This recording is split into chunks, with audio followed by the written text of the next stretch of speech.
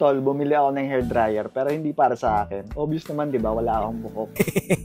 Ito yung trending na Dr. Flash hair dryer. Panalo to. Solid din kasi talaga to kasi may negative ions. Kaya shiny at healthy ang buhok ni Mrs. Hindi tuyot at hindi rin buhaghag. Ayan o, tingnan nyo naman yan. Ang tagal na nire-request sa akin ni Mrs. to. Ngayon ko lang nakuha, kaya ito try natin. Ang unique lang talaga nito kasi tingnan mo, may butas sa gitna. Andito yung kanyang on-off switch. Ito yung switch niya para sa temperature level. Nakikita nyo naman, kulay red. At ito naman yung cold, kulay blue. At ito naman yung wind speed o lakas ng hangin. Meron siyang kasama 4 na magnetic nozzle. May pwedeng pang straight hair, pang curly hair. At meron din siyang pang tanggal ng flyaway o chismis sa buhok. Pati buhok may chismis. At meron din siya nito para hindi masyadong mainit sa anit. Ang gaan lang nito, tapos may kasama pa siyang holder kung gusto mo ikabit sa wall.